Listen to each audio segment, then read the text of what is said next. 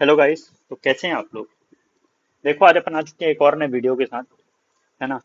जिसमें आज अपन देखने वाले हैं RKDF मेडिकल कॉलेज, ठीक है, जो कि भोपाल में है। ठीक। इसकी कट ऑफ कितनी जाएगी, है ना। RKDF मेडिकल कॉलेज के अपन देखने वाले हैं। तो ये जो हमारे पास डाटा है ये ऑफिशियल साइट का डाटा है। ठीक है, इस डाटे पे कोई भी आप क्लेम मतलब गलत नहीं बोल सकते कि ये डाटा गलत है या फिर ये अपने से बनाया गया है ना।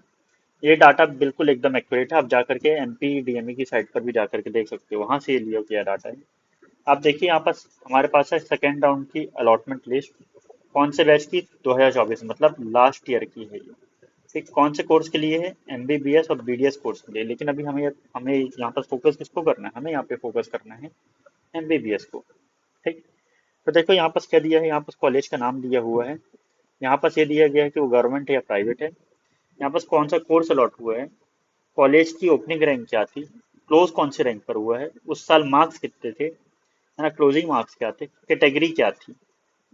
ठीक है, तो ये दिया हुआ है। लेकिन हमें तो ये गवर्नमेंट कॉलेज का नहीं देखना, हमें देखना RKDF। तो अपन जब PDF में नीचे जाते हैं तो हमें 131 नंबर पर एक प्राइवेट कॉलेज मिलता है जिसका नाम क्या है, RKDF मेडिकल कॉलेज, हाँ, जो कि कहाँ है, भोपाल में। ठीक, और अपन यहाँ पर देख कौन से रहे हैं, MBBS देख रहे हैं। क्या हमें NRI सीट से मतलब है, NRI सीट से मतलब नहीं है। क्यों, क्योंकि ये डोनेशन वाली सीट होती है, मैनेजमेंट वाली सीट होती है। ठीक है, तो ये सीट से हमें मतलब नहीं है ना।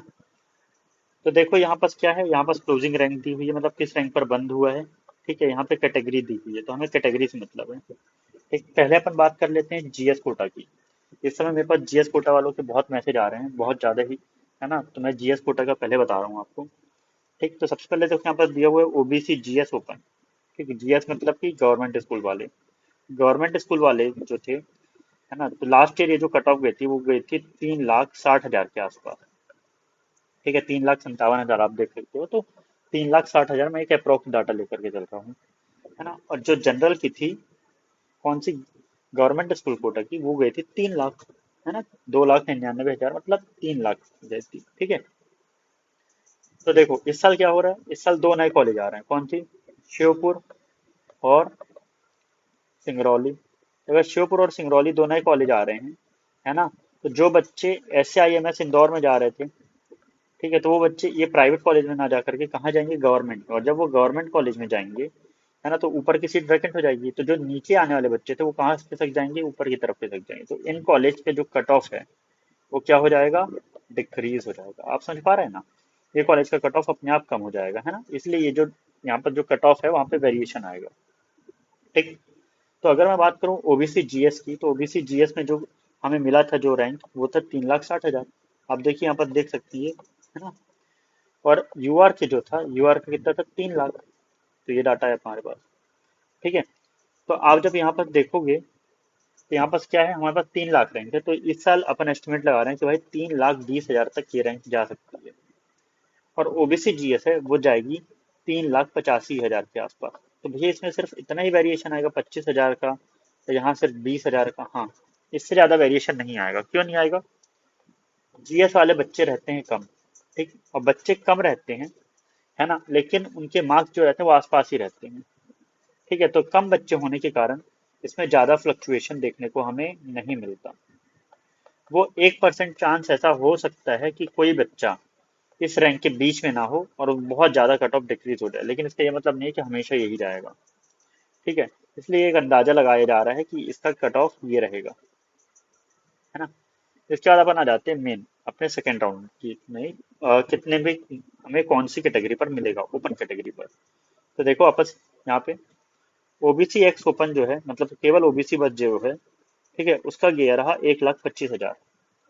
SC का गया था 3,29,000, मतलब इसको अपन 3,30,000 मान ले रहे हैं। तो 3,30,000 गया था, ये गया था 1,25,000।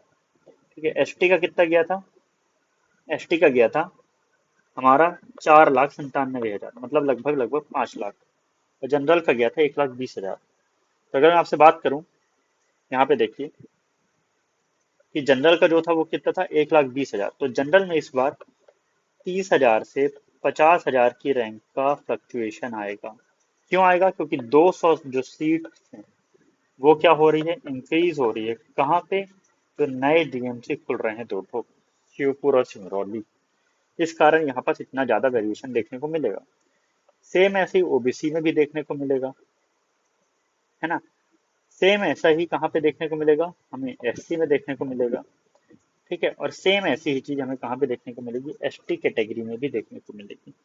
लेकिन अब आप एक चीज समझिए, ये जो एससी और एसटी कैटेगरी है, यहाँ पर जो फ्लक्चुएशन होता है रैंक का, वो क्या होता है, मोर देन 50,000 होता है। 50,000 से ज्यादा का फ्लक्चुएशन आता है इन रैंक पर, है ना।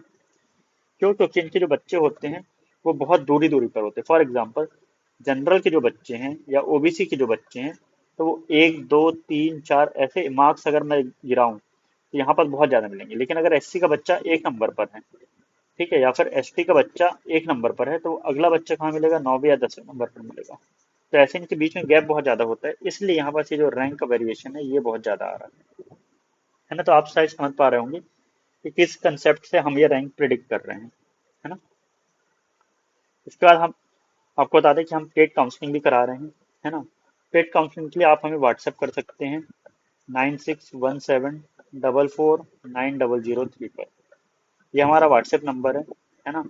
आप इस पर कॉल ना करें, आप सिर्फ हमें व्हाट्सएप करें, है ना। क्योंकि हमारे पास बहुत सारे बच्चे रहते हैं तो हम सबका कॉल अटेंड नहीं कर सकते, इसलिए आप केवल व्हाट्सएप करें। आप कॉल ना करें क्योंकि हो सकता है कि आपका कॉल अटेंड ना हो, है ना। ठीक है, वीडियो में यहाँ तक बने रहने के लिए धन्यवाद। लाइक शेयर एंड सब्सक्राइब कर दीजिए और आगे आने वाली वीडियोस के लिए